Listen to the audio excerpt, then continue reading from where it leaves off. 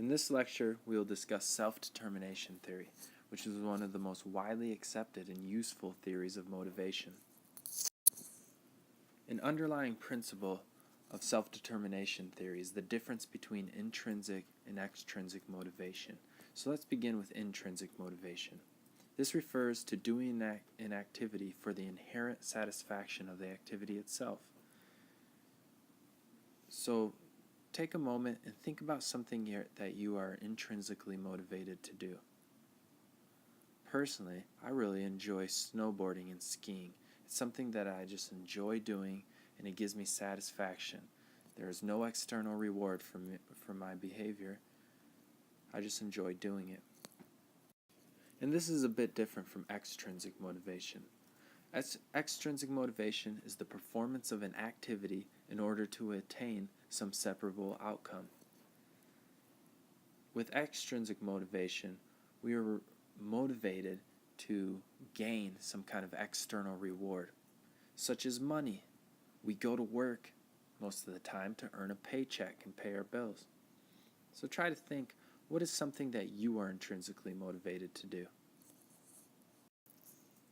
Which leads us to Deci and Ryan's self-determination theory, which is the overarching theory that explains growth-oriented aspects of motivation and personality integration. And furthermore, it tries to explain how individuals become truly intrinsically motivated. And it includes these three needs: autonomy, competence, and relatedness. And when all three of these needs are met, it leads to ideal motivation, self-determination, and intrinsic motivation. So again, intrinsic motivation is the result of three basic innate psychological needs, including the need for self-determination or autonomy. And this is the need to perceive that we are engaging in activities because we choose to. That is, we have some kind of sense of control, not because we are coerced, bribed, or tempted. The second need is a need for competence. This is the need to perceive ourselves as competent or effective in dealing with the environment. It's a need to believe that we can be successful at something if we try. And the final need is the need for relatedness. This is the need to establish a close emotional bonds and attachments with other people. And again, if all three of these needs are met, we can be intrinsically motivated. The need for autonomy is very important and can lead to intrinsic motivation. That is, when students are intrinsically motivated, they feel autonomous, not controlled or manipulated. It can also impact student engagement in learning. When students feel autonomous, they are more engaged and have more positive learning outcomes. It can also lead to the effective internalization of goals and values. When students feel autonomous, they are more likely to internalize the goals and values of their teachers. And finally, there are methods for developing an autonomy-supportive environment, and this is extremely important. With this in mind, let's talk about some of the characteristics of autonomy-supportive environments. First, you want to emphasize individual needs, interests, and goals of students. It's always good to relate the content to students' interest. Next, you want to encourage choice and initiative. You can do this by allowing students to choose topics to essays. You can also provide rationales explaining the value, utility, and meaning of activities. Next, explain why rules and limits are necessary. You can also provide positive feedback about successes and improvements.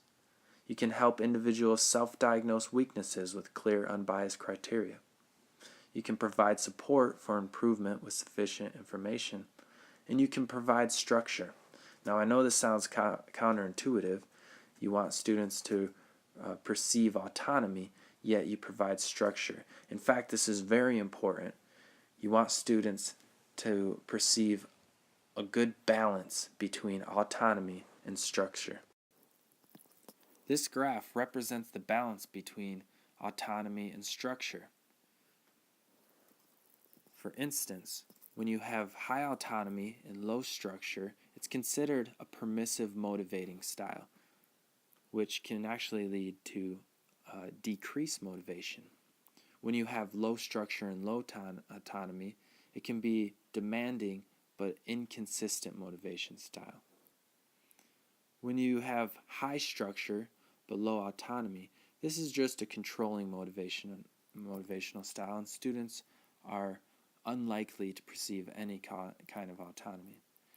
And finally, the ideal balance between autonomy and structure is high autonomy and high structure, which is considered an autonomy supportive motivating style. Let's move on to the second need, which is the need for competence. Satisfaction of the need for competence is a foundation for experience intrinsic motivation, as well as task choice, effort, and persistence. That is, the more people view themselves as competent and able to complete a task, well, they're more likely to choose a challenging task. They're more likely to put forth effort, and they're more likely to persist in the face of challenges. How does competence feedback affect motivation? Well, feedback that diminishes perceived competence undermines intrinsic motivation. And second, feedback that increases perceived competence tends to increase intrinsic motivation. And last but not least, the need for relatedness. Satisfaction of this need is important because it makes intrinsic motivation more likely. It enhances student engagement and well-being, and it helps create a caring classroom environment. So what are the teaching implications of self-determination theory?